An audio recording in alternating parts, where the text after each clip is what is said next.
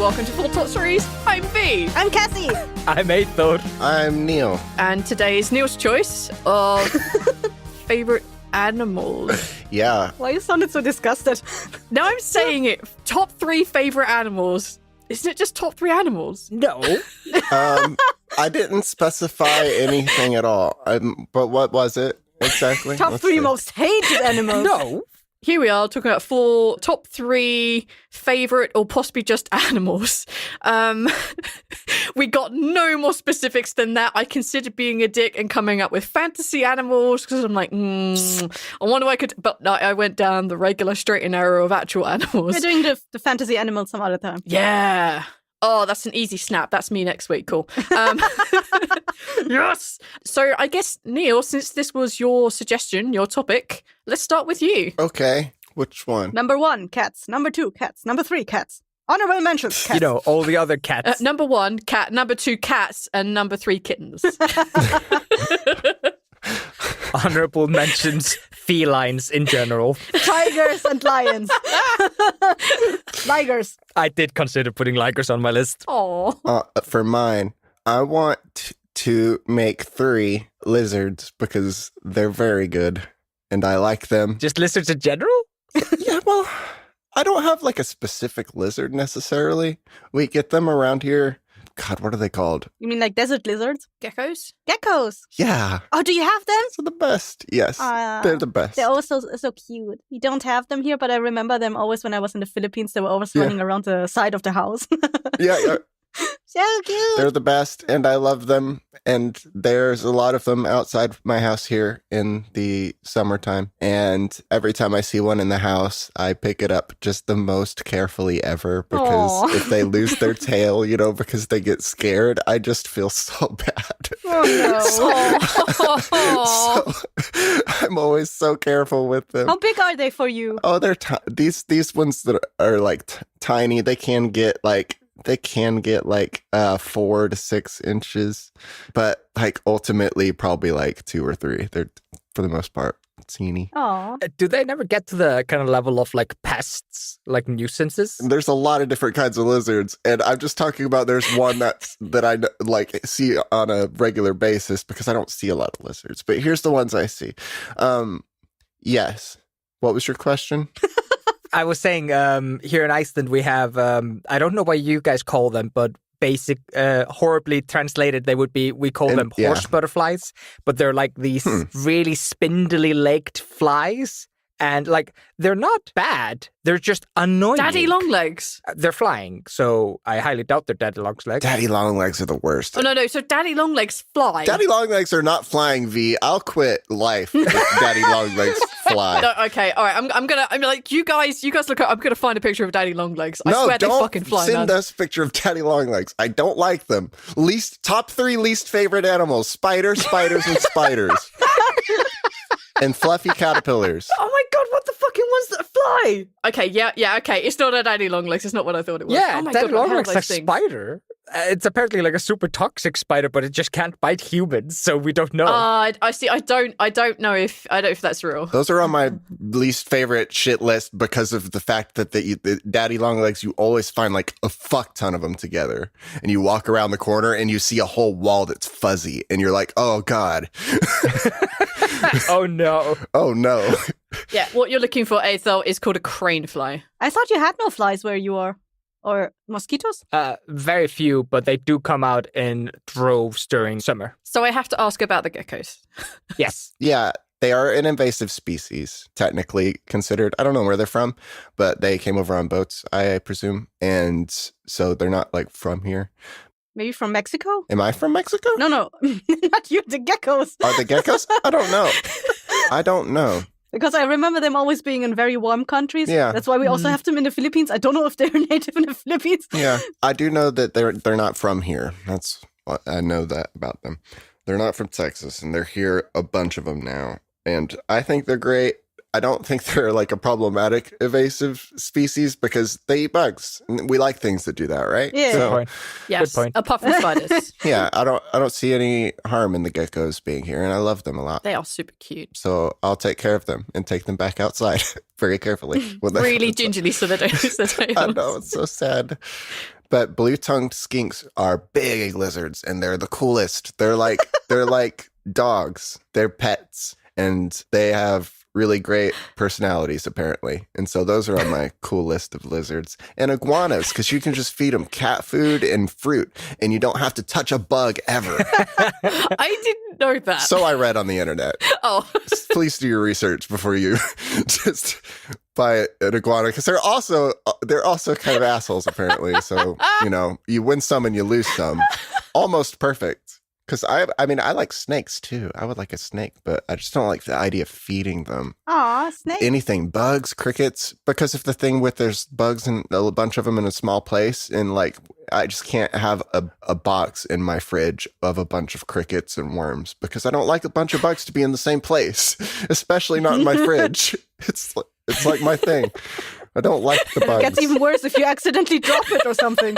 So I just can't have a lizard, and I'm sorry to lizards because I love them so much, but I just can't with them. I can't feed them. I love how you're making it sound like having like a box of worms or a box of crickets in your fridge. Like you don't want that as a thing. No. That's very normal, Neil. that is very normal. I would not personally want that either. If it's in its own closed box, it doesn't matter. Just fuck no. I don't want to go in there like, what do I fancy That's today? where my I food fancy a goes. piece of pepperoni. Oh my god, there's a fucking cricket. No. Don't fancy the red box, which I have clearly sprayed red because I know you try to eat everything else. I once saw a YouTube video of someone who tried ordering crickets on Amazon, but one of the boxes, or maybe all of them, opened during the thing. So when they opened the Amazon box, all the crickets came out. It took them like a week to find all the crickets in the house. No.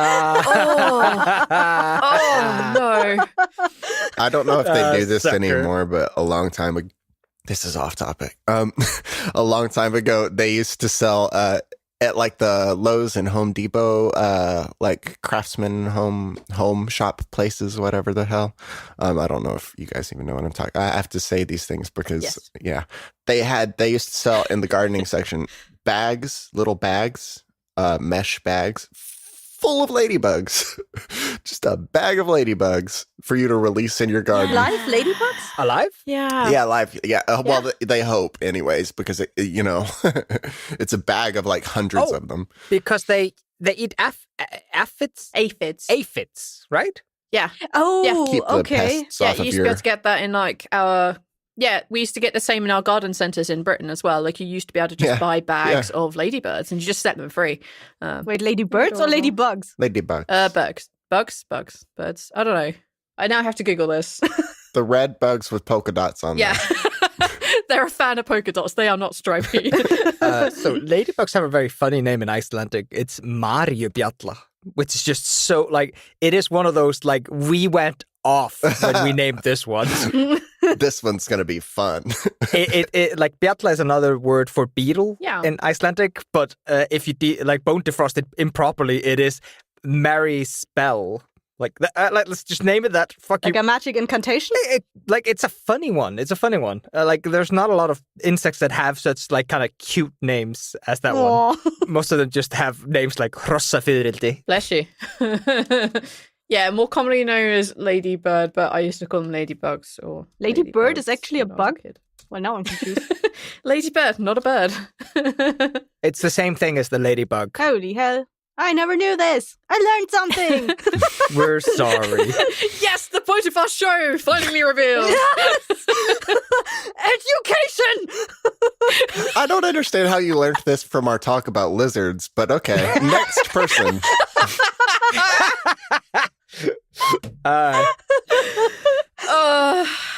Oh boy, howdy. Okay.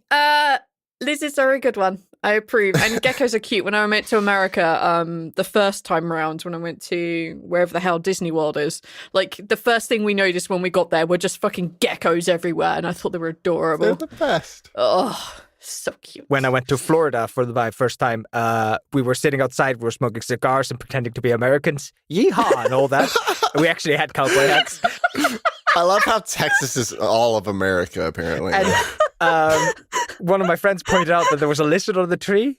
and he had seen lizards before, but the rest of us hadn't. And all of a sudden, there were like 5 guys with stogies and cowboy hats staring at a tree like, I can't see it. Where is it? Come on. Somebody poke it. Make it do a thing. So I enjoy lizards, but they don't live here. Now I really want to send a message out on Facebook to ask if anyone has a picture of you in a cowboy hat. I have a picture of me in a cowboy hat. We know the episode art. Yeah, that's going to be the cover. No, I shouldn't have said that shit. No, I'm just going to, if not, I'm just going to take your little avatar. I'm just going to put a cowboy hat on. Do you guys have any idea how many emails I'm going to get about Neil didn't say July 4th was in his top 3 favorite whatevers. I don't like July 4th, all right? You represent the entirety of America. This is my top 3, all right? Exactly. It just so happens to be that you come from America. Like, most of my top 3s are nowhere near representative of the British experience at all. I think I mentioned this before. I have a weird upbringing and a very weird outlook on life, and I have, in fact, left my home country. So July 4th is just loud. It's just loud. Okay. Cassie, Me. let's go to you. Yeah. Let's go animals. Okay, so since we already kind of brushed over a similar topic, one of my favorite animals are beetles, specifically rhinoceros beetles. Oh, yes. Yes. They look so adorable. I love them. They're the best. And so shiny. All other bugs can fuck themselves, but rhino beetles. Literally, you just make rhinoceros beetles big, and they are just instantly like a cool fucking mount. Like, yes. They're the best. No, they're terrifying. How is this a cool mount? I wouldn't put my legs anywhere near that. But would you put your legs anywhere near a dragon? What is this hellscape you've given me? No, I'm Googling it just to make sure I'm on the same page. Don't get me wrong. They look rad as shit. Yes. But no way would I want a scaled up version I could ride in my life. They are so cute. They're the best. They are the best.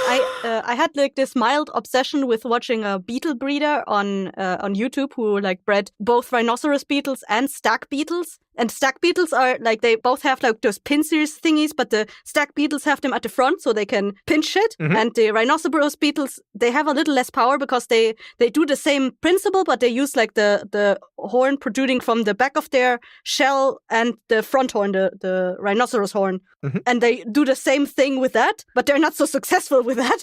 But I think they're prettier. Do you see these in Germany, like in the wild? I think if you go into the forest and search for a long time, you can actually find them there.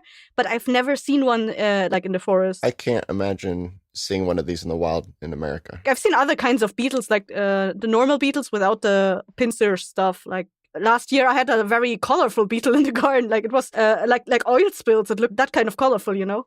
Yeah. So I'm seeing a bunch of different types of rhinoceros beetles. There's one that has the kind of branching horn that comes straight out of its head, it looks like. Mm-hmm. And then there's one that has like a rhinoceros, like straight up fucking like spike. Which one are you talking about? Oh, they're all rhinoceros beetles. I love them in general. I love the aesthetic of them. Oh, okay. Yeah. All right. Yeah. I don't know a lot about rhinoceros beetles because, well, we don't have them here. And I've never been super fascinated with them. But I have seen and heard people talk about how silly the rhinoceros beetles are. So apparently their mating ritual is that all the men like push each other off branches and whoever's the last one gets to like mate with the female. But the funny thing is that they sometimes are kind of like still in aggressive mode. So instead of mating with the female beetle, they just yeet her off the branch too. Bye. So in Asian countries, they're often used as like cockfights, but with beetles. Huh. And it's most commonly done with the rhinoceros beetles. Like what they do is they take like a piece of wood and drill like a hole in it and then put the female in there. And then they put 2 males and then on that platform on top of the log and let them fight against each other. And then they can bet money on the rhinoceros beetles. And all they do is like toss them. Which one gets pushed off? And then the female beetle does the thumb up or thumb down to decide if the beetle... They actually put her in a cage above, like... No, the female is always underneath the battle. Like she's in the arena, underneath the arena, in a little pit. Oh my god, that must be even more terrifying. Fuck that. I mean, it's just to get the, like, you know, because they communicate via pheromones, like just to get the pheromones going. I would love to keep rhinoceros beetles, but the upkeep is really not worth it. Like they spent like almost a year in the pupa and the first the grub form. They are like, I don't know, 3 months in the grub form, and then they're like 6 months in the pupa form, and then they live for like 3 months, and then they die. Wow. when they are finally the pretty beetles that they are supposed to be. Yeah. I'm looking at their like larva and their pupa stages, and I'm just like, the pupa stage is kind of cute, but that fucking maggoty looking motherfucker, nah, fuck that larva stage. Nah. Yeah, that's definitely the grubs that Pumbaa ate. Yeah. Gross. I'm not saying they're fugly, but Jesus. I really like their life cycle, because they like in their early stage they mostly eat wood, like white rotten wood. It's wood that has been infected with what's it called, like fungus. So it rots entirely through, and the whole wood is just basically, it looks like a wood, but it's basically a fungus, and they eat that like rotten wood basically. And I really like that they actually do a lot for the environment that way, because they get rid of all the rotting wood that's just in the forest. Yeah, because like actually, to be fair, it is that nice circle of life, nature doing what it's supposed to do. Because if they didn't eat it, or creatures like mostly bugs, because if they didn't eat that, we would, for example, we're just going to wander around, put a foot on a branch we think is steady, and we're going to go straight through that shit. Because fuck that, and that also stops other plants growing because it's blocking the light. I appreciate how much like a rhino they do look in certain aspects, but fuck no for them to be a mount. Just no. You're crazy, V. And they're ugly for a lot of time. And they're only like cool for almost the same amount of time that they were not. They get subtracted some points, but they are cool. I like them. They are a bug. Beetles are okay because they don't hang out in big groups. Yeah, I brought them to the table because I thought no one else was going to bring bugs to the table. So here, I brought a bug. You're right. I brought not a single bug to this table, my friend. Yeah, I did trace through my head, like, is there any cool bug? And I couldn't think of the rhinoceros beetles. Otherwise, it definitely would have been somewhere. It would have been an honorable mention at least. Well, my honorable mention, if we're already on bugs, would be moths. Because they look like fluffy flying bunnies. Oh, fuck yeah. Some of them can be scary, but some of them are pretty. Yeah, like moths are a massively huge range. Like in Britain, like the moths are just from tiny little fluffy things to giant irritations of dullness. But sometimes like they have like really big intricate looking wings, and like when the light hits them correctly, holy shit, they're beautiful. Like whoever said like moths are the ugly versions of butterflies, go fuck themselves. Yeah. There were some really beautiful moths out there, and we had them in the UK. They need to be inside and less intimidating when they fly, though. Because holy fuck. Yes. Holy fuck. Why at my face? I've seen some photos of moths that when they close their wings, like not just put them to the side and like in idle state, but like actually close them all the way, and they have like this fluffy stuff on their necks. From behind, they actually look like monarchs, like kings, you know, like with a robe and with a fluffy what the fuck is it? Stola, I think it's called, or something. They look super royal. Yeah, moths are fucking cool as shit. We do not have big moths in Iceland. We only have like the tiny little white ones that like in cartoons are always eating shirts and shit like that. Like we don't have the big moths. So but I've seen some like gorgeous like nature art and photography of moth. I can get behind the idea, like, yeah, they are cool. They do look gorgeous sometimes, but we only have the tiny white ones. Yeah, we only have the gray ones. They're ugly as fuck, and they're not. When those big floofy ones fly around, they need to have the fluffy stuff. Like, why don't all moths have the fluffy stuff? The fluffy stuff is very good. Yeah, but also it makes them more scary when they fly around. Again, like when they fly around because they like the light a lot. And moths, here's the thing about them: they're not coordinated when they get inside at all. They're not smart either. And they get very scared and they just fly everywhere. And they make loud noises when they hit things because of how big they are. And it's like a whole fucking bat is in the room with you. Shout out to bats, because I don't think they're going to be on this list, but they're also the best. I like bats. Yeah, bats are super cool. They're so cool. Bats are pretty cool. And if you've ever seen baby bats, they're very cute. They are adorable. Oh my God, they're the cutest. They are unbelievably cute. I only like the fruit bats. That's actually on my honorable mentions. I love fruit bats. I heard a cute story about bats in Germany. So apparently bats love living in the like grand cathedrals in Germany. but there's no food in there. So often once the mama bat like leaves and makes the baby bats try to deal with themselves, they don't have enough, like they don't know how to leave. They don't know how to do anything. So they get really feeble and they can't fly around anymore. And they will eventually land on the floor and kind of flap around because they don't have the energy to actually do shit. And apparently a lot of kids love running around trying to save those bats, give them food and get them out of the cathedral. Aww. I don't know where that story is from, but I know that where I'm from, there's like an old castle that's only like the area of the castle is still there. A few ruins are still there, and the underground stuff is still there. But you cannot go into the underground stuff because there's bats living in there. So there's always those hangars that are like, please don't disturb the bats. I think there's a bridge in Austin with a bunch. What, underneath? Yeah, I think there's like a once a year. I might be wrong about this. It might have just been like a one-time thing, but I think there's like an annual thing where there's like a lots of bats somewhere in Austin that like it's a thing. I'll have to look it up. I'll look it up. Okay, next one. Aitor! Wait, I'm next? Yeah, it has been deemed. Okay. I said so, yeah. My third favorite animal is the platypus. I love the platypus. Aww. I have never seen a platypus. I've never touched the platypus, but I love the platypus. It is the funniest animal. It's like nature was fucking with us. Aww. It's a mammal that lays eggs. It secretes milk from its underbelly, but it doesn't have nipples. Its hind legs has poison on it, but not its front legs. Its bill has electromagnetic like sensitivity, like sharks, but it has a bill. Yeah. This animal is beautifully weird. I love it for all it's worth. And the best stories about it is when there were like British archaeologists, British secret agents. No, like animal crazy people. There were British animal crazy people being sent to Australia, and they were sending back skeletons and going like, oh, there's this weird thing. They were like introducing marsupials to the British. And then they started sending them also like, oh, here's a skeleton of a thing they called the platypus, and we're going to call it the platypus. And the British like school just sent them back a letter like, shut the fuck up and send us the real thing. And they were like, no, here it is. This is a platypus. Here's an artistic drawing of it. And they're like, okay, stop fucking with us. We don't have time for this shit. Send us more marsupials and stop sending us this fan fiction of an animal.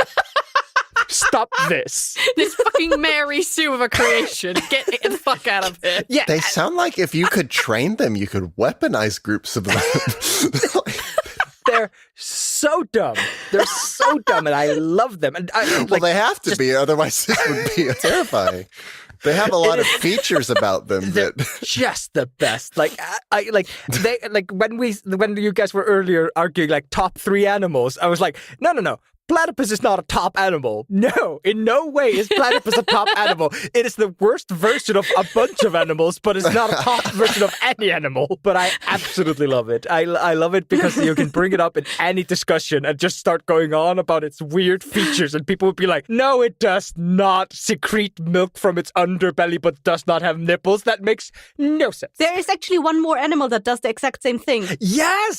Yes, it does. That is also from Australia, and it's called the short-beaked echidna. It also secretes milk from. It's like the only 2 animals are the platypus and the short-beaked echidna. And the short-beaked echidna is also like it has. I don't know. Is echidna a thing that people are familiar with?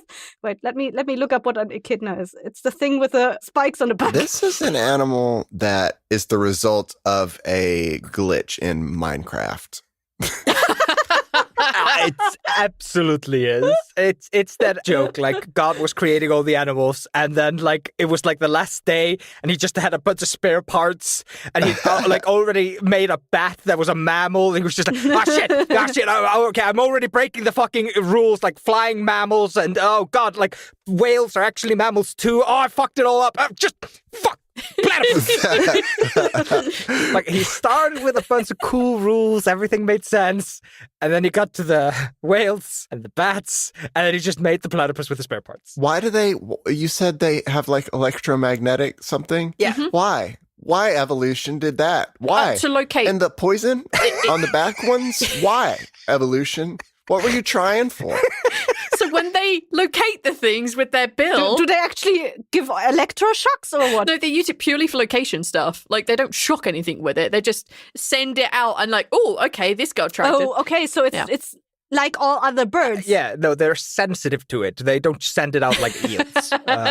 No, it's a mystery to everybody what the platypus was trying. Like, it is that, like, I would love to understand what niche the platypus was filling when it got developed. Because that niche does not exist anymore, and it just exists on the grace of God and, like, life itself. You do you, platypus. I love you. Please stick around. Like, I like, koalas can go fuck themselves. I love the platypus. Oh, but koalas rape their women. They can really go fuck themselves. Also, they're always high. Hey, V, what's your animal? Shout out to koalas. Fuck you guys. We're calling you out, you pricks. Top 3 bad animals. All right. So I've decided my list is not going to be done by my favorites. My list is going to be done alphabetically. So I'm going to start at the bottom, and I'm going for a creature that... It's hard to choose favorites. I don't like it. It's hard to choose favorites. I don't like picking favorites at all. It's hard for me to pick 3 things sometimes. Yeah, it's really difficult for me to pick animals because... There's so many good ones. I'm not an animal person. Oh, V. There's a million good ones. No, I'm not an animal person. You work in an animal sanctuary. I'm working in an animal sanctuary. Puffin Hospital, Beluga Sanctuary. There is an aquarium. The most interesting about where I work is the fact that I'm going to be building a boat to put in a tank, and has nothing to do with the fish in there. I just want to put a boat in a tank. So I'm a really bad person to ask about animals. I'm not the most with that. However, I will shout out to one of the fish in our aquarium. Only one of them. Just one of them. The rest of them, one of them is an honourable mention called the lumpfish, lump sucker fish, and it's just this round ball of amorphous flesh with tiny little fins, and it looks like it's wearing a little skirt, and it changes colour from grey to red, and we can get them in yellow, and then they also turn red depending on if they're ready to mate or not. And I didn't like them, but they've kind of grown on me. They are fuck ugly, and I think they're beautiful. Are the lumpfish the ones that have like a specialized suction cup at the bottom of their neck so they can like stick to stuff? Yes. Yeah, I love those things. Those are hilarious. Yes, and they're constantly stuck on the side of the tank in there. And they're hilarious. Okay, I need to look this up. What are they called? Lump suckers. I thought you were talking about sunfish at first because you were describing a useless fish. Oh no! So that the lump sucker is my honourable mention. However, the fish that is at number 3 alphabetically for me is a fish that has the most horrific looking teeth in the world. And these teeth are huge and terrifying, and they are one of only 2 animals we have in the building that we have to put up safety signs in the back of house saying, don't stick your hand in here. If they bite you, we have to take you to the hospital in Reykjavik, because there's nothing else we can do for you. So they're called the wolfish. Yep. Also known as steinbiter in Íslenska. Nailed it. So they just have big terrifying teeth, and they're really long, and I hated them when I first arrived because they have big sharp pointy teeth, and the idea of fish with teeth was a new concept for me, and I was very scared. And next week I'm jumping in a tank full of them, so I have somewhat gotten over this fear and worry about these strange fish, because they're kind of adorable. They swim straight up to you when you have like prawns and fish in your hand to throw at them and bits of capelin and whatnot, and I've had to treat most of them at one point either for like bites that they've received from other wolfish, because when they get territorial they kind of do like snap at each other, but there are 2 of them, and they kind of always stick together. They swim together in a pair, they hide in their little hidey hole together, and they're just adorable and cute. Oh, they're bros. Yeah, They are the ugliest cute fish you will ever find. What are they called? they're called wolfish. Wolffish. Wolffish. Yeah. So I actually have stories. Okay, so wolfish, I can actually say a couple of things about them because we used to hunt them on the boat I used to work on. Fish them. I don't know how you phrase this. Fish, yeah. So wolffish are smooth to the touch, while almost all other fishes have like really scaly feel to them. Like if you pat a normal fish, you feel the scales. If you pat a wolffish, it's like patting a... It's like if the idea if you pick up a fish and they're really slippery, except when you actually pick up fish, they kind of... It's like an eel. Yeah, they're kind of a bit like an eel. Like, but when you actually pick up a wolfish, they just are slimy to the touch. You can't feel their scales at all. And I've had to cover them in cream. So watching one end of their head flap around with these big ass teeth on it, that I know if they cut me, I'm going to hospital, man. Like, putting cream on them, it's the weirdest sensation in the world. Like, I don't feel any scales at all. It's very strange. So, like you said, that they eat prawns and other like creatures like that. So you don't see them do what they do naturally. And I've never seen them do this, but I know they do this. They swim around the bottom of the ocean, and then when they see something that looks alive, they just eat it, which means their stomach is filled with sand and gravel. Oh, no. They love eating animals that are like in shells, like... But yeah, they're supposed to eat things like rocks and crustaceans and that kind of stuff. So when they only eat soft diets, like, their teeth just don't maintain that same sharpness to them. So when you work on a boat, you have to cut open the fish and remove its guts, because you want to remove the stuff that won't actually get processed for human consumption. You want to get rid of all that shit so you can actually just put food in the freezer. And we have to gut the wolfish too. But the wolfish is built a little bit differently. They actually have like a really hard bone in their like throat area, which is where you usually gut fish from. So you have to gut them from the stomach up. And doing that almost always means you push your knife into their stomach, which is filled with sand and crap, and it dulls your knife instantly. It is the most annoying thing in the world, that when you're working on a boat and you need a sharp knife, you need to work fast, you need to do things, and then you get a fucking wolfish on your goddamn table. You're like, all right, let's try not to push the knife into and my knife is dull. Fuck you, wolfish. Fuck you. You got one last fuck you off against the humans that killed you. Like, all the other fishes, pushovers, but wolfish, nah. No, they will fuck with you even after. Do they keep that content in them for the rest of their lives, or does it eventually come out like a furball? No. They eventually pass it. Their stomachs are just constantly filled with sand and gravel, because that's just how they eat and what they live like. Oh, okay. This is how they live. I thought they also eat like shells, and then they have like the entire shell on them, and how the fuck do they process that? No. They crunch the shit out of that shell, man. Yeah. Like, it gets crunched into pieces. Yeah, there are not a lot of animals, a lot of fishes that have different contents to their stomach. Almost all of them, like when you gut them, it just spills like goo everywhere because they're eating all the fishes and shit like that. But the fucking wolfish, sand and shells everywhere, dull nice as far as the eye can see, chaos, cats and dogs living together, mass hysteria. I hate it. Just on a side note, super tasty. Oh, yes. Yeah, we've had it. Super nice. But my boss wasn't happy because she doesn't like us going out to places and eating the animals that we have in our building, because it doesn't set a good precedent. Like, I'm not wearing my uniform, and everybody knows I don't care. So, I mean, I do care. I love the idea of animals. I just don't like animals. But yeah, so wolfish are my number 3. Alphabetically for what I want. Is there a reason your sanctuary is keeping the wolf, like those 2 wolfish? We actually have 3 wolfish. We used to have 5. One of them passed away, and one of them, like, they decided they'd release back to the ocean, which, thinking about it, maybe they didn't. But if the entire island is fishing and also eating wolfish, why keep exactly those 3 there? So there used to be another aquarium on the island, and they had a couple of tanks, and the way that it used to work there is that one of the more colourful characters at the aquarium would go and basically catch whatever was around the island and put them into the aquarium so people would have things to see. And when one animal died, or one of the tanks became empty, he'd go out and grab something else, and the first thing he'd catch is what he'd put into the next tank. So we end up inheriting our wolfish, the same with how we inherited a lot of the other animals that are in our aquarium. And also it's kind of a policy of the place where they only exhibit, they only show animals local to the area. So there is nothing flown in. So there's no tropical fish where we are. It's all Icelandic based animals. Oh, so it's purely for people to come and see the animals that live on the island. Around the island. That's right, yeah. So that people can see the sort of animals. Educational. Yeah. So they'd sort of see the animals that the 2 whales would be interacting with. So that's why we have snowbeaters. And they're adorable. All right, Neil. So what about your number 2? All right. I want to talk about, speaking of things that eat a bunch of shit and you're like, how the fuck does it eat all that shit? What is it? The bearded vultures that like eat bone? Oh. They eat bone? That's what they eat? Red-necked vultures? Red bearded vultures? The bearded vulture, yeah. Red. They look red. They are red, kind of, sometimes.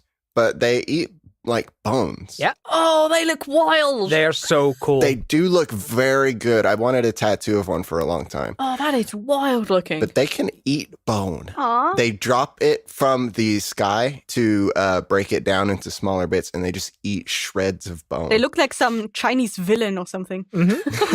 So I remember when I was much younger, I saw a documentary about vultures in general. And I remember in that documentary, they talked about the vulture picking up the bone, dropping it, doing it again and again and again on like a specific rock that vulture liked until it broke, and then they could eat the bone marrow. And then they showed this red fucking monstrosity come and start picking at the bone splinters that were all over the place, and then it kept doing it. And then they were talking about like everything has a place in nature, blah, blah, blah. And like the red vulture was like this weird, like they found their own niche, which was like other vulture will find the bone and break it for us to start with, and then we'll eat the fucking bone like madmen. Birds are wild. Fucking crazy. I like them.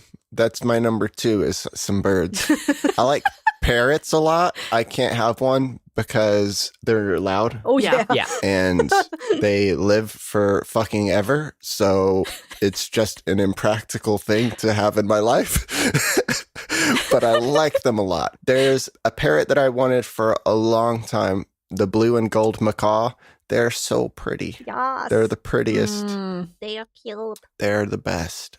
I love the Indian ringneck. Those are adorable. These little videos of them, and they have the best little personalities. What are they called? Indian ringneck. Oh, ringneck. Yeah. Aw. Rainbow lorikeets are really pretty. So I've always been a fan of looking at birds, but one of my cousins had birds in his house, and they were so loud and so smelly, and they were so small. Yeah. Like, it instantly just set it in my brain, like, I never want birds. Yeah, no. See, parrots are way different. Parrots are very not fish tank birds. There's fish tank birds like finches and stuff, which are very cool, and I like them, but again, with the noise.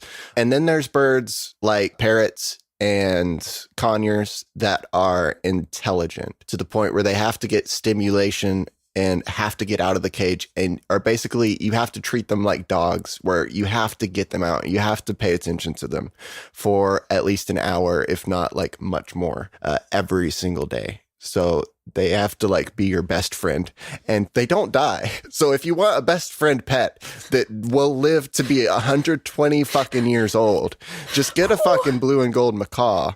And don't ever turn on a iron in your house or blow dry your hair, because Teflon just kills birds. They're very sensitive, so you'll have to learn. Parrots are amazing. African greys are very smart. They're super, super smart. They're parrots that they're the ones that you typically hear like mimicry from. So like, for example, blue and gold, I don't know why I'm talking a lot about birds.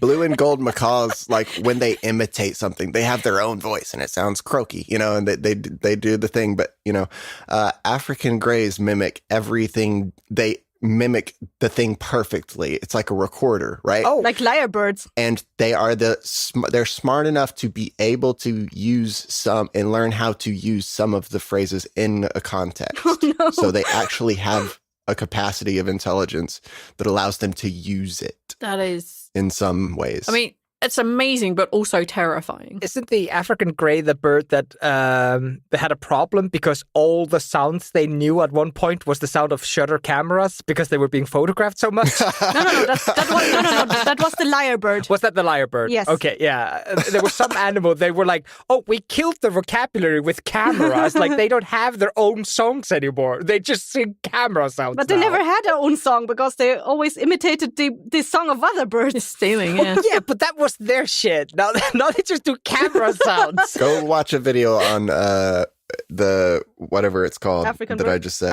African grey Parrots. They're amazing. They're ownable. They were about the same price as owning a blue and gold macaw when I was looking at all this. But birds are expensive. Yeah, I looked into it too because I wanted some at some point, but they're super expensive. Yeah. Now, the bird that I want, and the last bird that I'll talk about because we have to stop, is a parrot There's like little mini parrots. They don't live as long, still very long. I think like 30 to 45 years. So like considerably long time. Conures are very cute. They have sun conures and green cheek conures. And then my favorite is pineapple conure, which is a green cheek conure, but it is a morph to look a little bit more colorful. Like the sun conure looks, it has more yellows and reds because green cheeks are pretty much like green and gray and black feathers.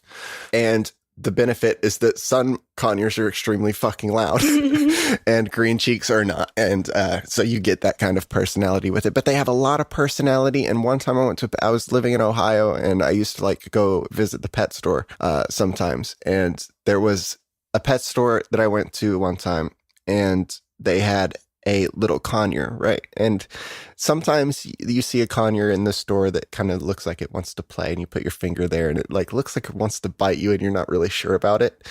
But this one, like I could like pet it through the cage. It was not intimidating at all. It was the sweetest thing. And the dude comes over there that works there and he's like, do you want to, get her out and play? And I was like, oh no, I can't, this is a $600 thing. I can't buy this. Like, I love it a lot, but I'm not going to waste your time. And no, he was just thrilled because like this bird and him, like he knew that this bird just loved attention. And so he got the bird out and like put it in my hand and it just, it didn't want to go away. We tried to put it up and it would like run up, run up your arm to like get closer to you. You could like hold your hand out and it would be sitting on your finger and you could put your other hand out like this, like a little cup, and it would like kind of nuzzle up against it. And, just so cute. It was so affectionate and sweet, and I just loved it so much. Aww. They have such great little personalities. It was adorable. I loved it. I used to have agapornis, but I eventually had to give them up because the noise level was it was grating on my anxiety and my stress. Yeah. Yeah, birds are really loud. Yeah. That's why I don't have one because, God, I fell in love. It's just the cutest fucking thing. They have the greatest personalities. I would own a conure right now. They're the best. I love the idea of a pet that you interact with and have out, and I could like have it hanging out with me, Yeah. Love that. But so impractical for my life. Noise. Impractical, yeah. I really miss my chickens. Aww. Yeah. So we had chickens back in the UK. They're adorable. And we had the chickens, and there's so many different varieties of chickens, but the chickens we had were really small, but they had like the fluffiest legs. So it looked like they were wearing trousers, but they weren't wearing a shirt. It was the strangest things, and they were so adorable and so cute, but they were so loud, just like they're little clucking around. And of course, that just ruined my recording, which was basically in a garage in. How many did you have? We ended up having, the most we had at once was 8. We started out with 8, and we built what was called like Cluck Palace. So it was like really deep foundations and like the fucking. It was also called Clucking Palace at one point because I thought that was funny. But there was like a frame they built for it, and like there was a lot of chicken wire everywhere, and a little house that was built for them, and they're adorable. Them playing on the lawn with the dog was just they were cute, and they came right up to you because they eventually get really used to you. And you could feed them mealworms, and they were obsessed with fucking mealworms. But they were so loud. I would never own chickens again, but they were so loud. My neighbors have them, and I can hear them every now and then. I'll have to take pictures. We have a big owl around. So apparently he's lost chickens to this owl. Oh, no. Yeah. Yeah, that's brutal. Yeah. Do the chickens not go in the coop at night? They have a little building out there, yeah. Did the owl come in daylight? I don't know. I hear it. Yeah. In like early hours. So our smallest chicken was taken out by a seagull in the daylight. By a seagull? I didn't know they hunt chicken. They don't. Seagulls where I work were fucking animals. All right, phrase that. They were awful. When I took 8th out of Brighton, we saw a seagull eating a pigeon. I never thought I'd see that. No. Seagulls where I come from were fucking assholes. It was like, I didn't even know how to like phrase my feeling because in Iceland we have fish everywhere and then we have trash and that's what the seagulls eat. We barely have any pigeons. And I know the pigeon are called like the rats of the sky. And just coming to Brighton and it was kind of dirty. It wasn't really... It is, yeah. It's missing like a £1 million fund to just keep it clean and nice. It's got that kind of grungy feel to it.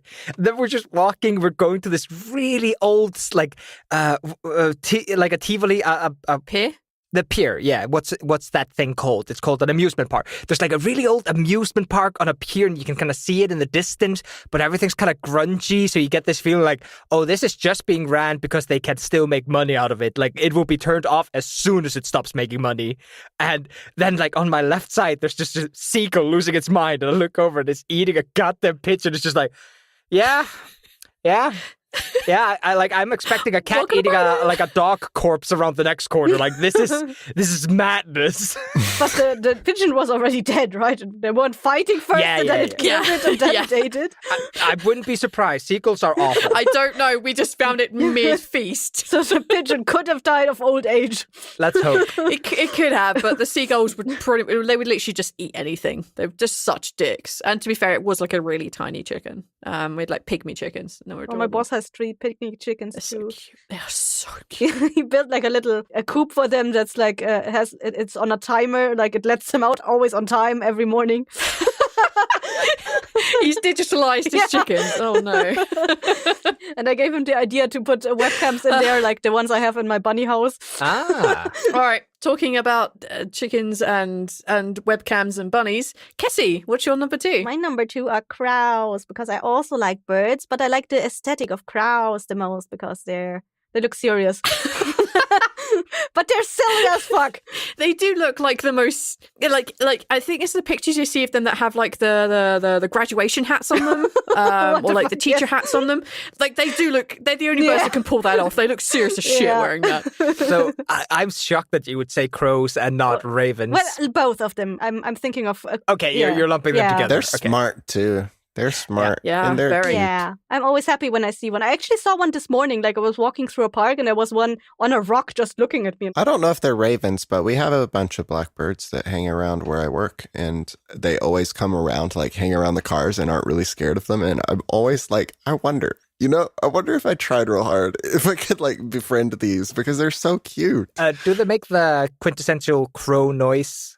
Yeah, ravens do the crow noise constantly. They love making that noise. Where I used to live, there was like a raven pair that came every summer and would perch on the house opposite me, and they'd just be yelling the entire fucking day, and I loved it. I don't know why. It was just such a grungy sound. I love the sound that ravens make. Yeah, they're so cute. I don't know if we have crows in Iceland. They can actually also learn human speech too. Like I saw a video of a crow that in Britain somewhere that was just asking people if they're okay.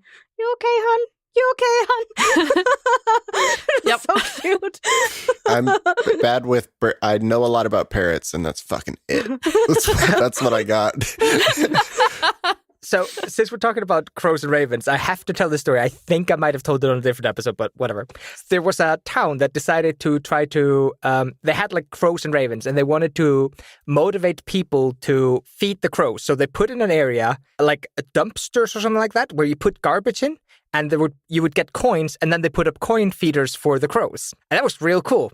And they were like, everybody who listened to the story knows crows or ravens are smart. They're like, how far does the story go? Do the crows learn how to put trash in the bins, get coins, and then get coins for the feeders?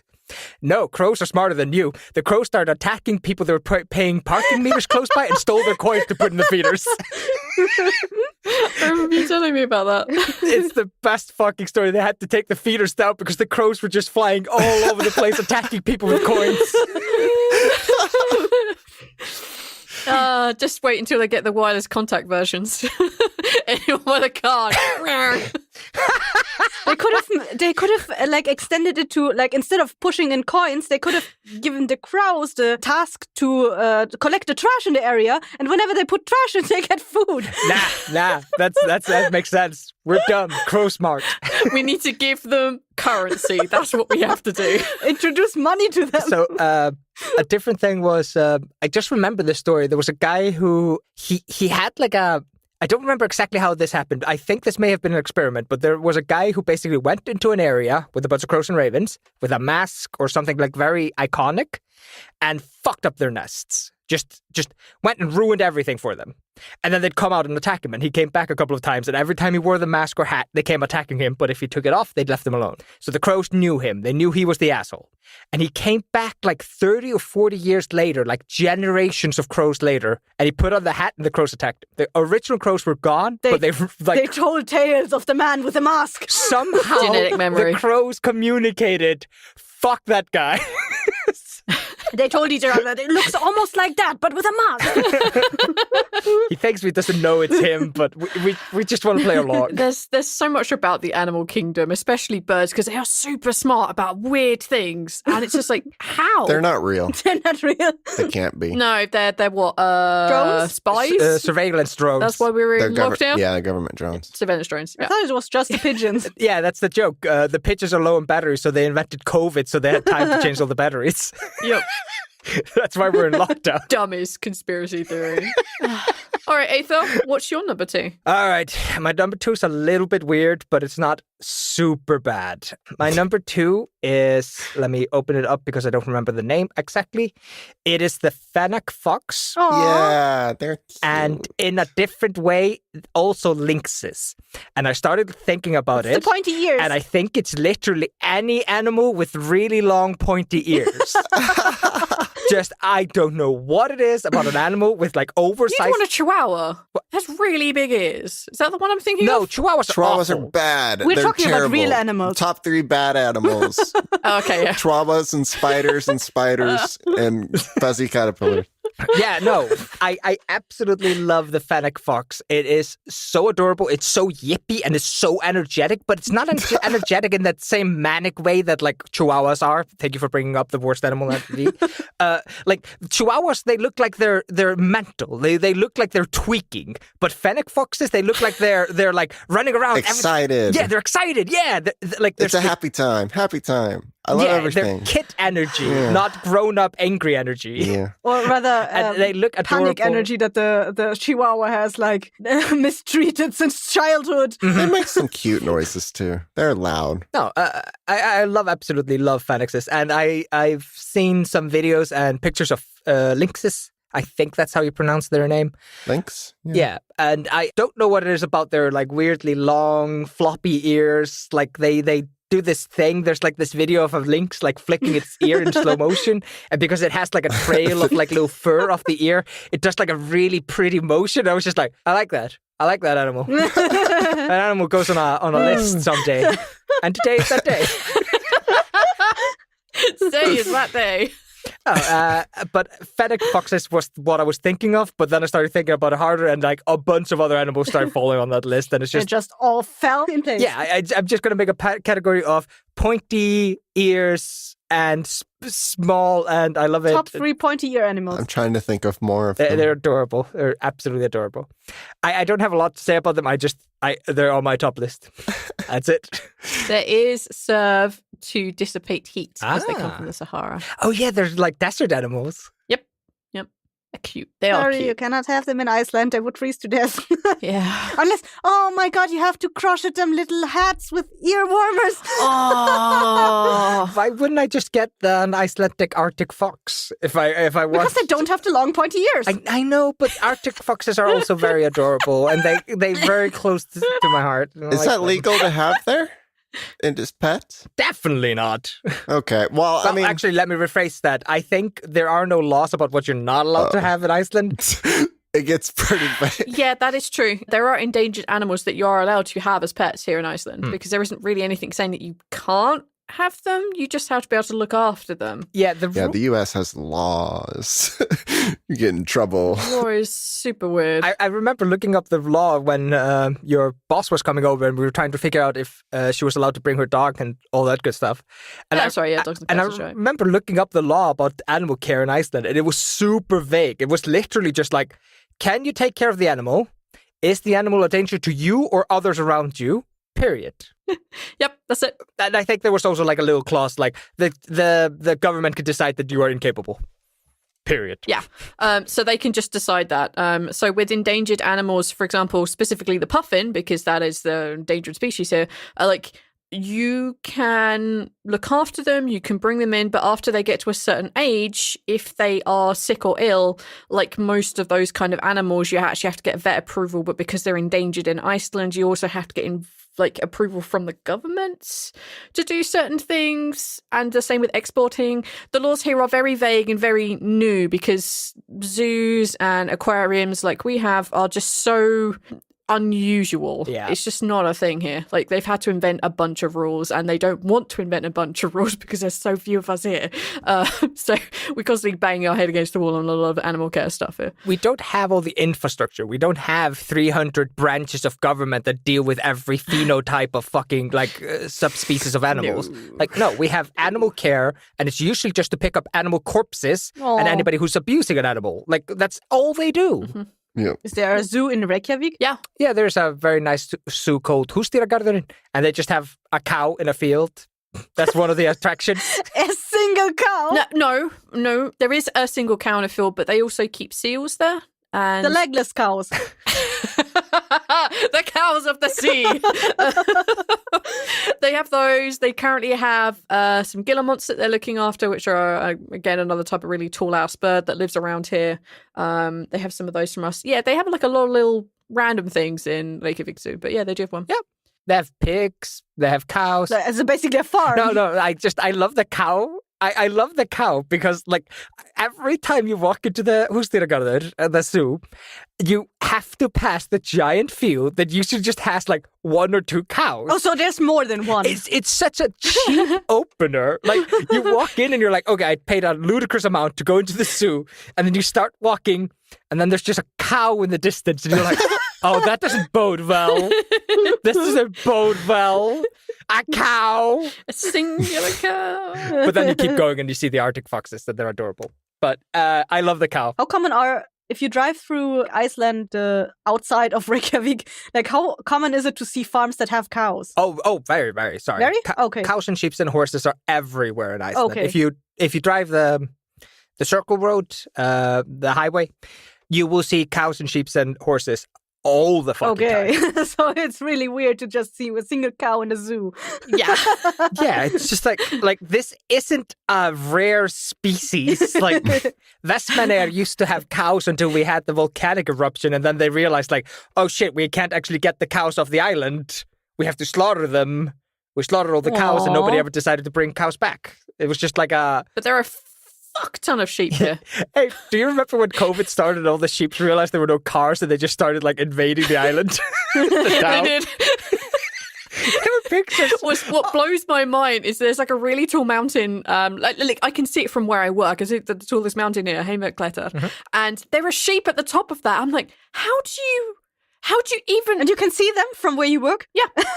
And then, but also there are loads of little islands around Heimei, and they have complicated systems to get sheep onto those tiny ass islands. So I got taken on a boat trip on a works do, and they were showing us these devices where they just had these platforms, and there were ropes and there were pulleys and mechanisms just to pull these sheep up and out of the boats, which they would take one or two at a time on a boat, like a little kind of rowboat or a little motorized boat, to these islands outside of Heimei, and just winch the sheep up. What madness is this? Why are you doing this? That's, Sometimes you just gotta introduce a sheep to an island and see what happens. Well, funnily enough, most of the islands are actually separated by gender. So there are islands with just the female sheep and a couple of male sheep on another one. And for 1 month a year, they will put the male sheep in with the female sheep and then take them away again. If it's two islands next to each other, don't they have a ferry system? And then once a year, the communities have to choose one that gets to go to the other side. I volunteer as tribute. No, there's just one smart sheep that got sent one time and came back and was like, it was horrible, but don't make anybody else do it. I'll do it for you guys. I'll take the hit. But it was awful. I don't know how we got onto sheep. So sorry. bad. Hey, V, what's your second favorite animal? Going alphabetically, it is the red panda. Because it's so cute. I love it. Cute. And there are so many little gifs of them in the snow and them eating donuts. And one of my favorite gifs, there are so many. Surprise hugging each other. Like of these little like cute things of these red pandas. They're endangered, so they're being looked after like a lot, and they're trying to get more of them so that they can release them back. But there's a cute little gif, and you can just search red panda, and you'll just find so many of these cute little clips of it, like on a little tiny like little rings, and it's holding onto them, and it's pulling itself up and putting itself down and putting itself back up, and it's so cute. It's like it's doing a workout, and they get scared a lot. And one of my favorite ones is someone steps near it and it just falls backwards and looks so scared and its arms are wiggling, and they jump on each other a lot to give each other hugs and they kiss a lot. And when they get scared, they try to make themselves big, so they stand on their hind legs, like lift their arms in the air and try to look big and scary, but they're not. They're just so cute. They're so tiny because they're so small. I think if they were human size, I might be a little more scared, but I'm not. They're so tiny. They're so cute. And they're so fluffy. And they are like tiny bear cubs. Like they act like little tiny bear cubs, but they're red pandas. I don't know how related they are. And V, you're an asshole for putting that on your list as number 2 because you knew that was on my list number 1. Yeah, I know. That's super mean of you. I put it alphabetically for a reason. That's so mean of you. Well, you might as well get it out of your way now. I absolutely adore red pandas, and it's the dumbest fucking thing. When they freak out like humans do. It is so weird. Like no other animal freaks out like this. Like you scare a bird and it just flies off. You scare a dog and it just runs off. You scare a red panda and it falls on its back and like shakes its legs in the air. It's just like, what? How? How are you a thing? You're adorable. And then when they're like play fighting, they're like practicing for when they're gonna actually fight, and they're like doing this like stand up and put their hands out, and they look like they're like gonna hug, and then they fall down and get up again, and they keep doing this, and they look like they're practicing for hugs, and it's so adorable. And there's a beautiful fucking gif of a panda fighting a rock, and it's just pandas are the best. The red pandas are the best. I love them for their aesthetic because they really please my OCD, because like everything is in exactly the same spaces between stuff. Everything is in order. They're perfectly symmetrical. They're beautiful. They're absolutely beautiful. Yeah, just like if you have no idea what red panda is, please just Google it, and they are just so beautiful. Aether, it showed them to me via GIF, and that's how I know red pandas. But I just think they're so cute and they're so fluffy, and it's like, And I was trying to, when we went back to Britain last time, but I didn't manage to get it organised in time. There is a local zoo to where I grew up. Well, we all went there as kids, what you do. And they have an experience where you can meet a red panda, and I couldn't organise it in time, and I'm like, damn it! Oh no. I really wanted to take Aether to see it, but I couldn't do it. And I was like, God damn it. V has gotten me 2 things with pandas on them. One of them is a really big blanket. It's really nice. It's really fluffy. I love that blanket. But it just has a red panda on it. Like, it's not exciting. It's just 2 cute red pandas cuddling. The exciting one is a t-shirt she got me, which I didn't realize what I was looking at. It just looked like there were kind of like red pandas, kind of like on your breast area, kind of like, and I was just like, okay, yeah, it's a beautiful little red panda t-shirt, like whatever. And then like I saw it like lying on my bed at some point, and I realized they were like fake sitting in like a breast pocket. They were like hanging out and playing around a little breast pocket, and at that moment, like I absolutely fell in love with that stupid fucking t-shirt.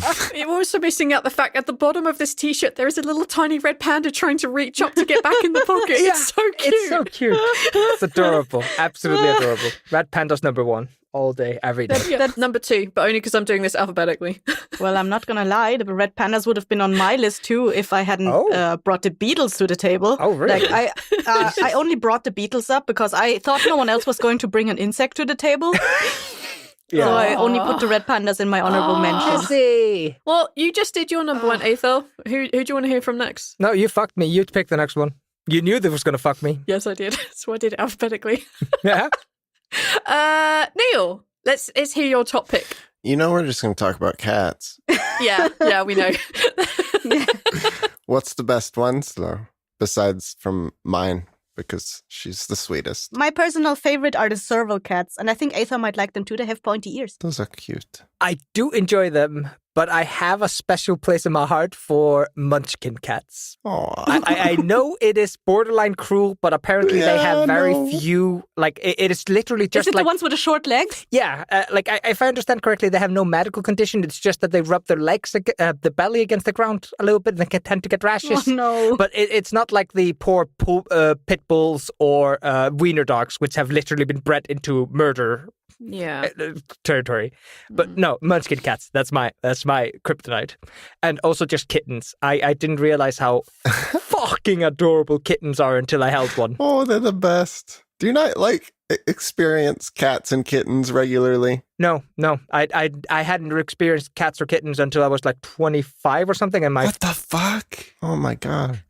I was just never around them. Like, they were always fully grown when I they'd gotten out of the weaning phase or whatever you want to call it. Yeah. And I also was a weird kid, so I'm not surprised people would be like, no, Aether's unpredictable. Let's not put him around completely helpless animals. Like he might just accidentally squeeze it too hard because he's different. Don't know your own strength is what my parents used to refer to it sometimes as. But no, when I finally saw like a weaning kitten that was like still trying to like walk around, they were like falling over. It was fucking adorable. They're the best. The thing with cats is that a lot of people don't like them, and they don't think that they think the cats are mean and they don't like people. That's not true. Cats are so fucking affectionate. It's ridiculous. The thing is, a lot of cats are assholes. That's the thing. You can't just look at one cat and be like, I hate him. I hate them all now. Because a lot of them are assholes. A lot of ones that people keep in their houses are also assholes. Yeah, so it's a toss. yeah. But like when you get a cat that's like the sweetest and it's your best friend, it's so affectionate and cuddly and the best. I also like cheetahs and tigers and all the big cats. They're also the best. I like all of them. Cassie posted a picture of one. Yeah, that's a savanna cat. And there's also the serval cats that are similar, but I think they're more like, I don't know how to describe them. They have more like stripes, like half stripes. They're semi-big. Those are like the only type of cats that I actually like aesthetically. They're cute. How many cats do you have, Neil? Oh no, he needs to count. We only have 4 right now. Oh, I've never seen any of them. What? I'll go find them when we're done.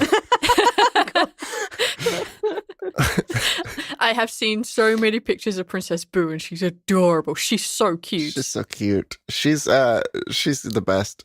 She's got like a really affectionate personality, but like she does the head boops, and she's so rough with them. Other cats are so delicate. They're like boop, but she's like bonk.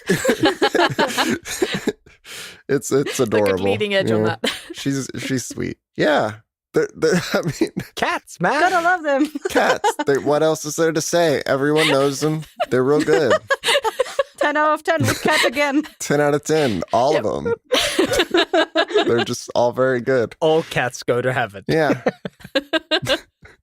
Oh, okay. Well, that's a good choice. Back in Britain, my housemate had a cat, and the cat was exactly like him. So the cat, they didn't look the same. Like they had the same personalities. So we had this cat from a kitten, and the cat didn't like jumping up on things. It wanted to be consistently lifted because, like her owner, he didn't like a lot of physical activity. He basically played it on the computer, and that was like 90% of his life, and happy about it. And like, yeah, she wanted to jump and stuff. She was often an asshole, so she would swipe at people just because she was bored. When she was finished being played with by my housemate, who would they'd get physically rough with each other. So the cat would just like maw him and like leave scratches, and he'd be like, yeah, this is the greatest thing ever. I'm like, no, this is awful. But she was never affectionate to anyone, but she did like playing with lasers, and that was the only fun thing we could do with her to stop us attacking us while we were playing RPGs at home. So one of us consistently playing with a laser while we were actually playing the game. So fun times. All right, Kessie. Yeah. Number 1. You all know my number 1. Yeah. Yeah. Nah. Kangaroos. Koalas. You absolutely love wolfish. Yes, I absolutely. I didn't want to say it earlier, but they're so fucking adorable, and they. Now that I've said it, shout out to kangaroos, though. Those are Yeah. Those are really good. I forgot about them. Shout out to kangaroos. If you're listening, kangaroos, you know what to do. I forgot that they're good too. Yeah, but also to be fair, the same PSA we had on the koalas. Fuck you, kangaroos. They are vicious and they will go after dogs. So fuck kangaroos, you two. Yeah. We're calling you out as well, by the way. Also, they cannot walk backwards, so So just get behind them and they'll be fine. I did not know that. Kangaroos are born in one direction and they just go. You know why on the flag, the Australian flag, they have a kangaroo and an emo because neither of them can walk backwards, and that's like a symbol of how Australia wants to go forward to the future. That's I don't hate that. That's it's a creative use of And symbolism. aminals. I think the Australian flag, they're going to get rid of the British flag when our current queen kicks it. Oh no. Well, no, it's fair. Like, I get it. Shit happens. But yeah, Cassie, please tell us about bunnies. I did want cats or dogs when I was a child, but I was always allergic, so my parents never allowed me to have any pets.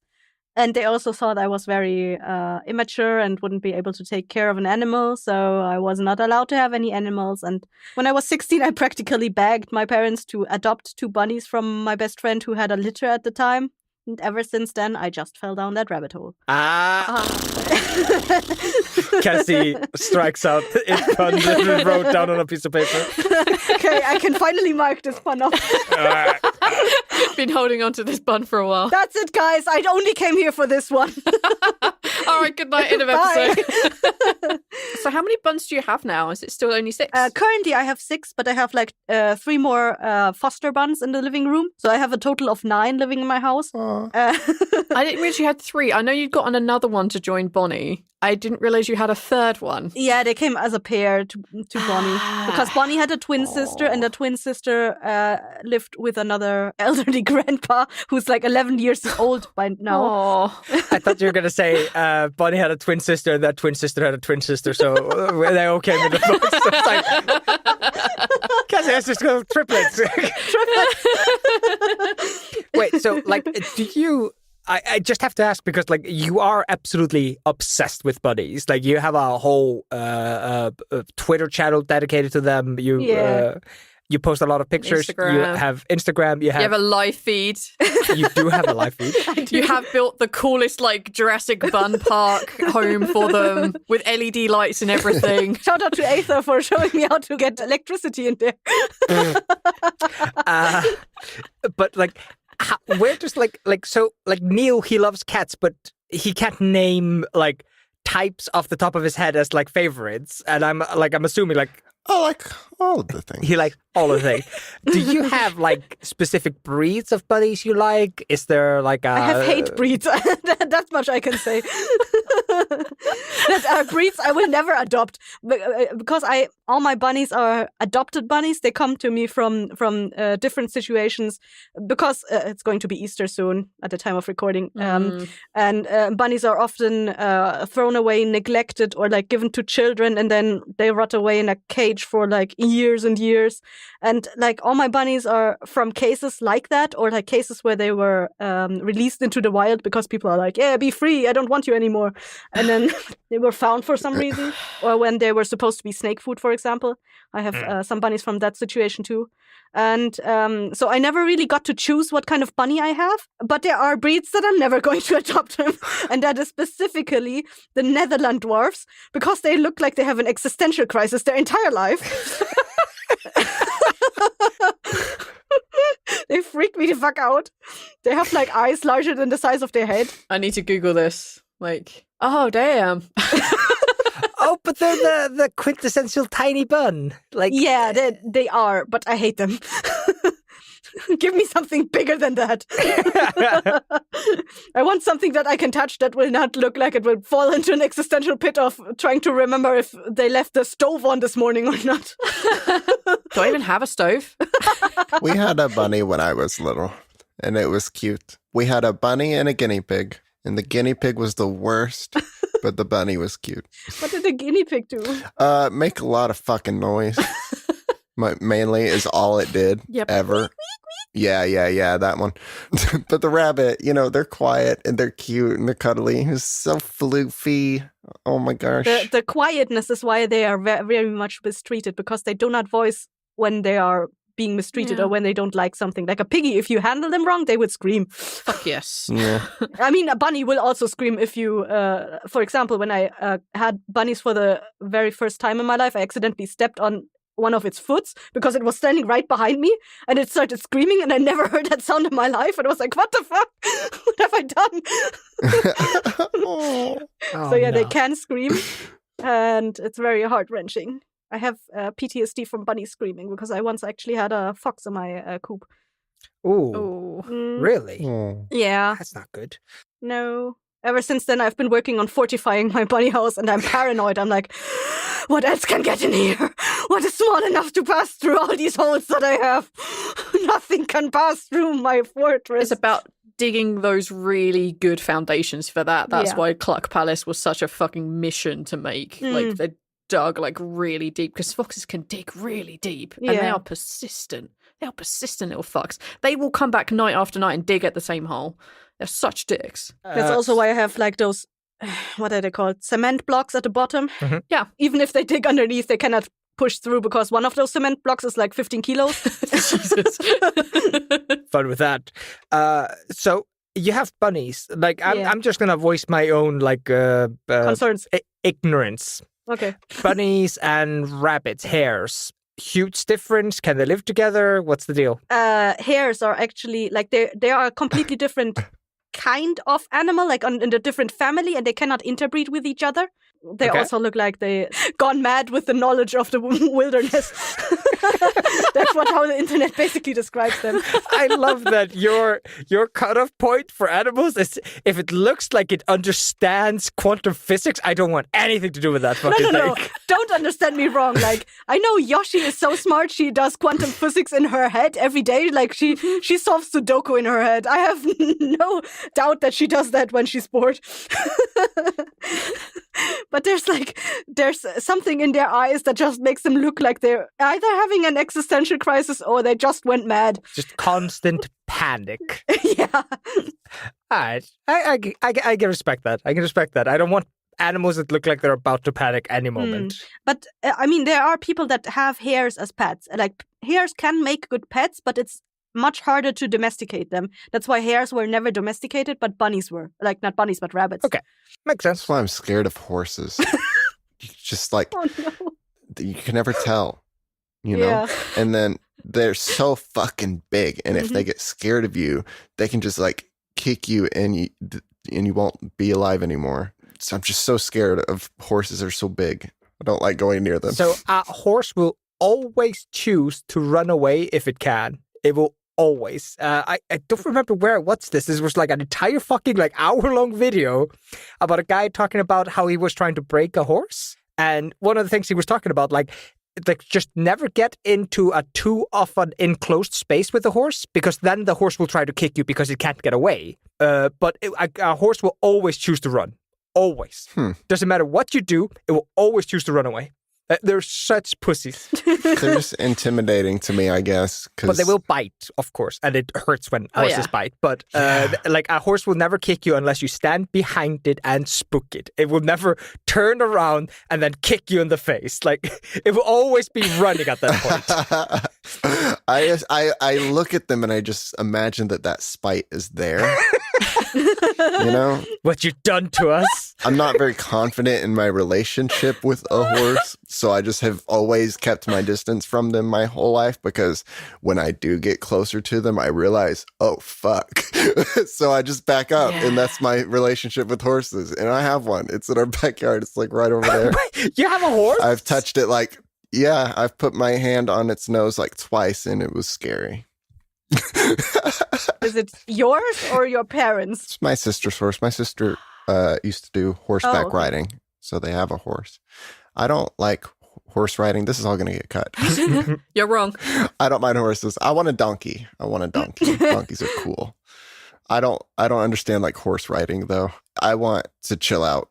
I don't want to sport with pets. It feels uncomfortable. A lot of people that I met since being like basically when I went to like high school equivalent, I guess, secondary school we call it. A lot of people I knew there had horses or they rode horses. So I've always been around people who are what I would term as horse people, and they tried to get me to do the horse things, but I've just never got around to it. And also, yeah, horses are big and scary, and fuck that. Yeah, they are big and scary. Yeah, nope. No, I've always had a soft spot for horses because when I was younger, my parents took me to like feed. Oh, you rode horses as a kid, horses, right? Feed horses often. We'd get like bread from the bakery, and we'd go because there are a bunch of horses on the island, and we'd go feed them like little like stale bread and shit like that. Yeah. I always enjoyed that. Also, fun fact, stale bread is actually not good for any animals. Don't tell me that now. I'm just bringing it up because we were talking about bunnies earlier, and like one of the common things that people feed to bunnies is carrots and stale bread. Really? Yeah. Stale bread? At least here it is. Yes. It's still a practice over here. Like when there's a case of a mistreated bunny, it's usually either fed on stale or a moldy bread and carrots. Oh. I fed a dog an onion ring one time because I didn't know dogs couldn't digest onions, and I felt so bad. Oh. What do they do with it? It's poisonous. It poisons them. Oh no. Why did I know as soon as you started your sentence with "I once fed a dog," it was going to end with "and I still feel bad"? I just knew the tone in your voice. It's probably okay. They are very bad for them. Probably just an upset stomach. Yeah. That's what I'm going to go with. It's fine. I felt bad, though. I didn't know. We never had pets growing up. My parents had to get rid of the dog and the two cats we had when I was really, really, really little. Like, I don't remember them as how little I was, because my parents were getting older and they were both ill, and they kept falling over the cats because the cats would apparently wind themselves around their legs, which is what they were like, yeah, this is nice, and the cats are happy and we enjoy this, but it kept tripping them up. So they got rid of all the animals before I have any conscious memory of them. So they were big animal people. Whenever we had dogs come into the house, they're like, oh, the dog is adorable, and this fucking huge husky looks terrifying with teeth. I'm like, God, no. Huskies are the best, me. So I grew up around a lot of animal people, and they all think, oh, this is cute, and I'm just like, nope, I'm out of here. All these animals and the rules of looking, because they're all so different. Like, you have to look after all of them so very differently. And now working at the sanctuary, I don't do animal shifts, but I do. That's why I know a lot about parrots. Yeah, I now know a lot about. I was very committed to buying a parrot at one point in my life. That I researched every living fucking thing about them, and now it's the only thing I know about birds. I think you would enjoy the puffins. Oh, I think so. The puffins are kind of easy to look after. Just give them a fuck ton of water and fish. Like, puffins are kind of easy to look after if you have like a good facility for them. So they eat things like capelin and anything smaller than that. Sometimes we have capelin that is so big, the only one that will eat him, funnily enough, is a puffin called Odin, and he has one eye, hence why it's called Odin. And he will eat that, but he's like, you can see his gullet expand when he eats the biggest of fish, and he's just like, I can't put my head down, too fat, waddling around. It is so cute when they eat too much fish. It is adorable. That's the best. Yeah, you would adore them. Like, the adult ones, like, their beaks are so like big and powerful that when they nip your hand, it really fucking hurts. But the little ones, they have more like pointed beaks, and when they nip you, it's more like an irritation than anything else. But it is adorable. They're yeah, but the baby ones are so angry. Is that puffin your number one then? No, bees. So bees are like, I was thinking about top favorite animals. I don't really have animal favorites. Puffins are my honorable mention because I work with them a lot, and I should shout out the puffins. But bees are important. They do so much for our ecosystem. Oh, V. And there are so many different types of bees. Like, you think of a bee and you think, oh, they made the cute little honey hive that goes in the tree, or you put them in the boxes when you look after them as beekeepers. No, there are like thousands of different varieties of bees. Like, there are some that have nests on the ground. We had one near our chicken coop, and we had to like basically smoke them out so that the queen would get drowsy and all the drones get drowsy, put them on a shovel and move them somewhere out of our garden so that our chickens would get harassed by bees. But bees are cute, and if you don't irritate them, they don't irritate you back. Just be kind. Just don't swat at them. And I mean, how would you like it if someone came and swatted at you when you were trying to do your job of like humping flowers? Like, and also honey. I was scared of them when I was a kid. Oh, me too. Because I used to play in the woods a lot before Nintendo. I got stung by wasps a couple times, and that wasn't fun. And I just hated stingy things, and I hated bugs, and bees were bugs, and I was scared of them because, like, I made that correlation of this sting, and then now I know that they don't really do anything, and they're so cute. They're fluffy. They like you zoom in and they are so cute. They're very fluffy. So, Neil, you had a rational fear of bees because you associated them with the color and the stinging. I didn't realize they were... I have an irrational fear of them. So I know they won't sting me if I don't swat at them. But I don't know that that's not a wasp in disguise.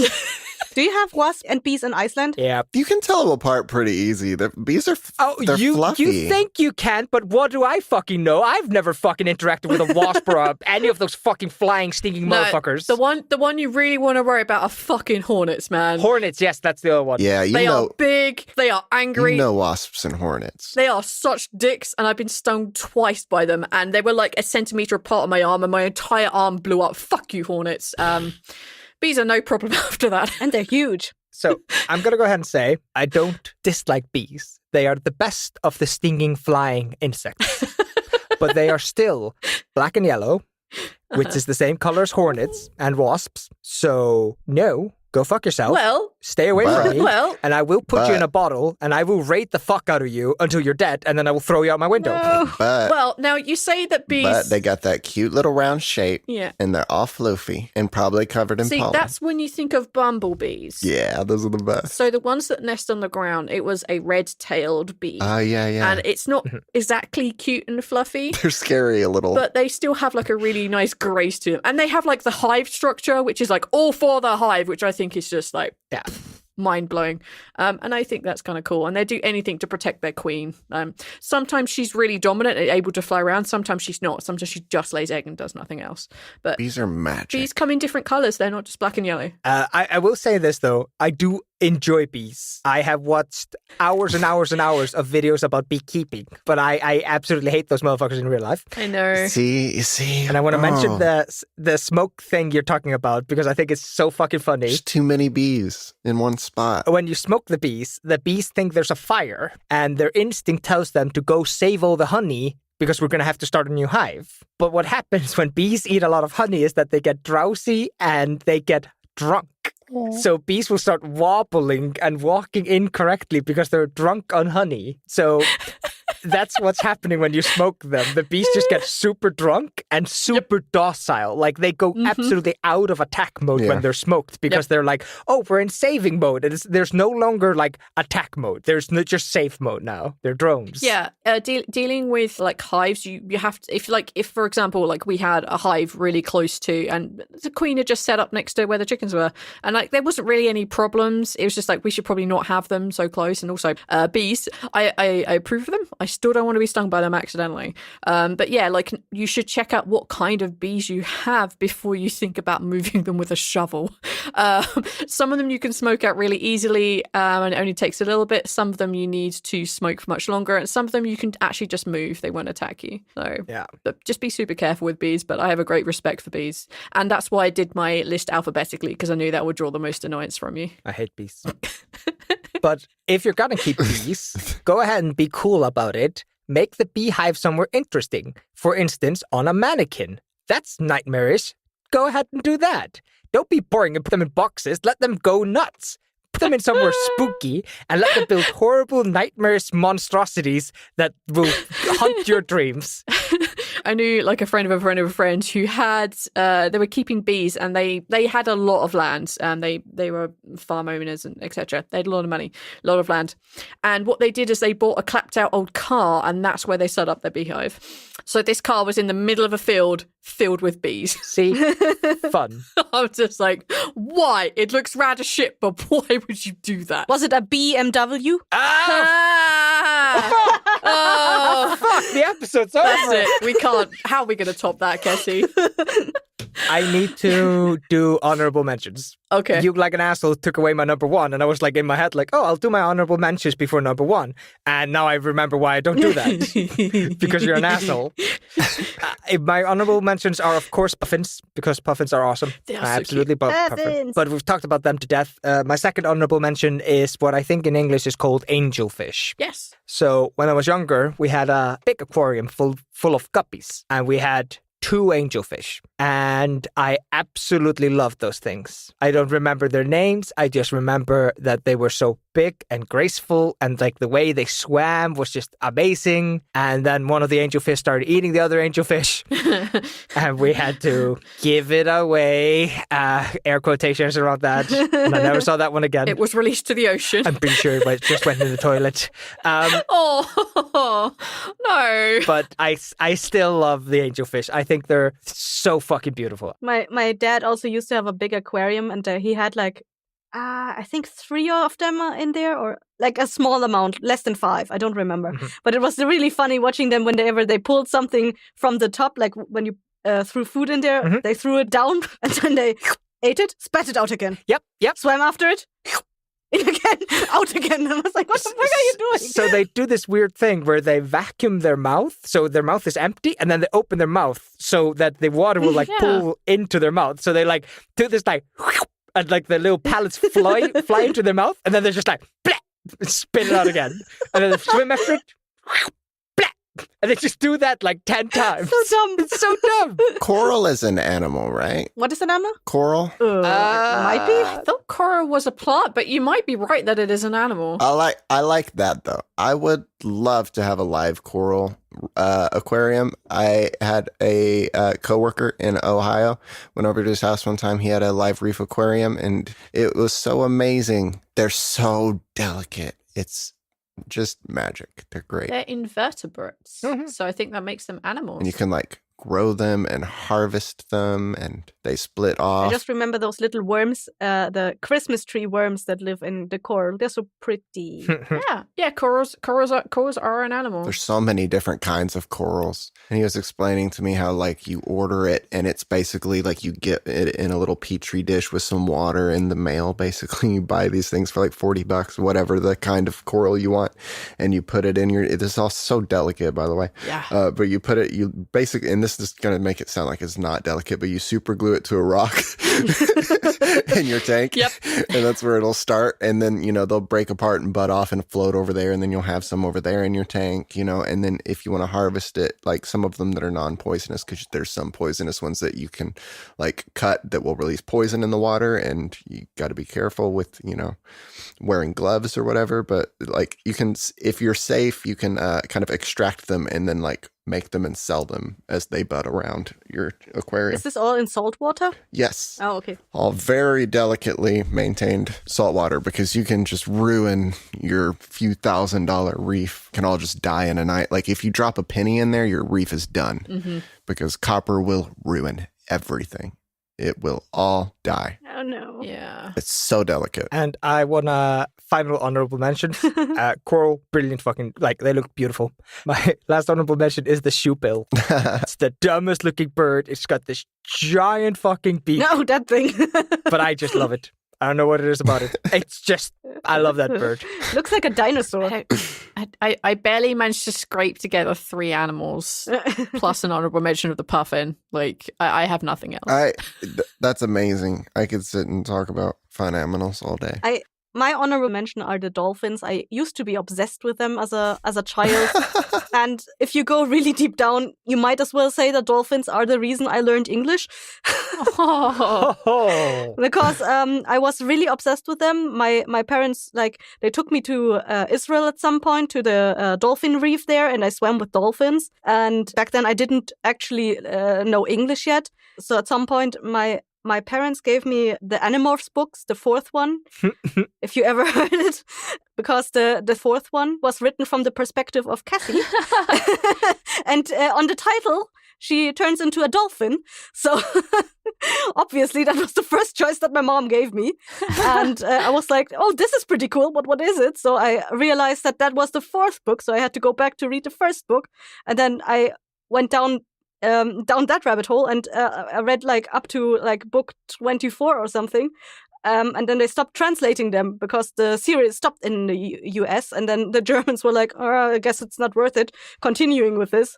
So I had to learn English by myself to read the rest of the books. Oh my goodness. Blimey. And then my parents were like, you know what? Now that you learned English, we might as well go back to the dolphin reef that we went to in Israel. And you might as well take a diver's license there. Blimey.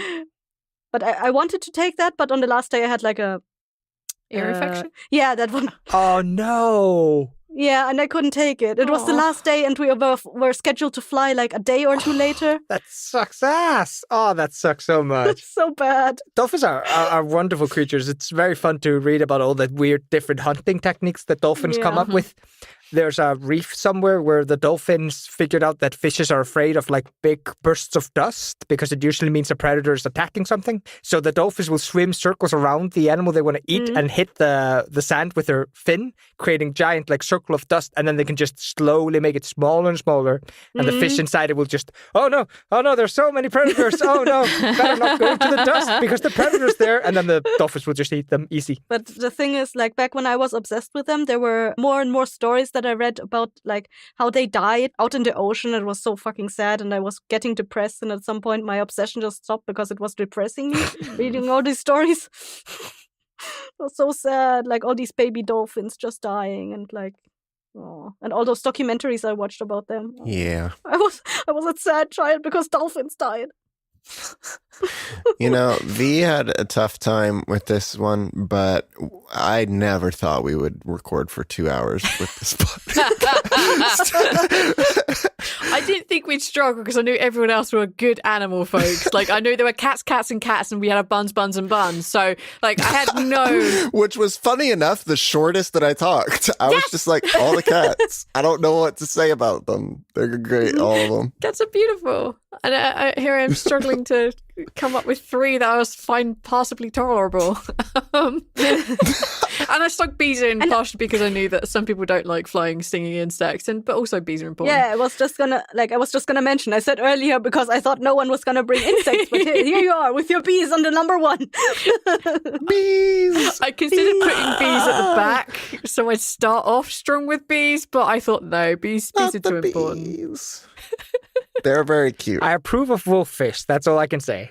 Yeah, like the wolfish are generally the ones I have grown most attached to. They are, like, looking at them are terrifying. Their faces are really ugly, but they look so cute together. Like when there were like 3 of them. There were 2 of them that hide in a little plastic tube together, and they're really close, and they just like hug each other. It's adorable.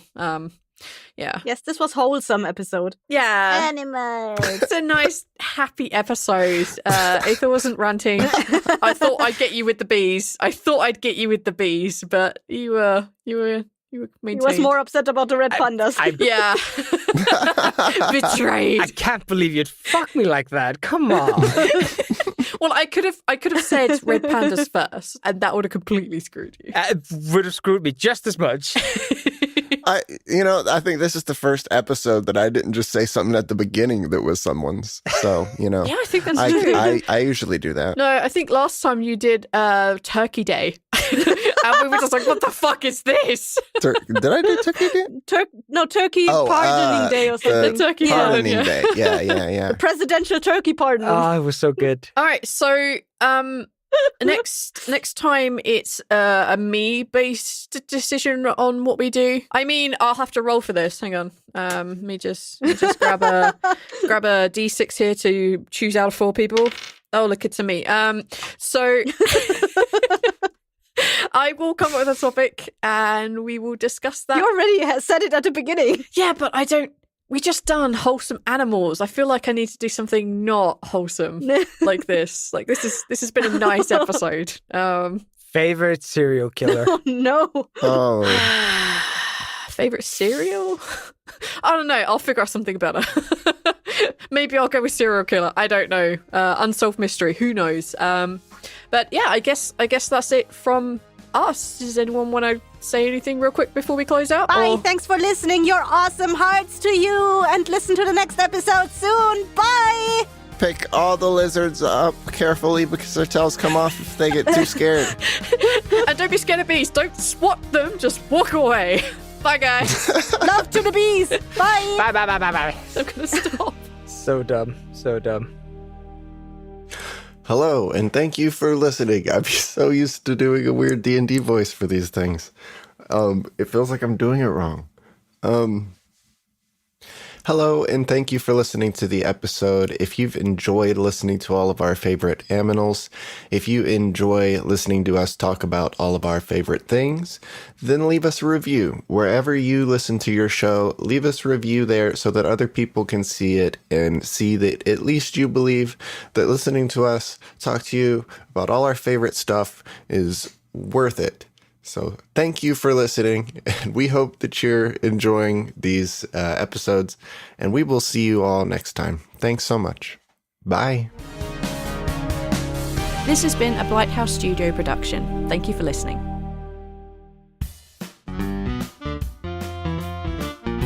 She clearly doesn't know what she's doing.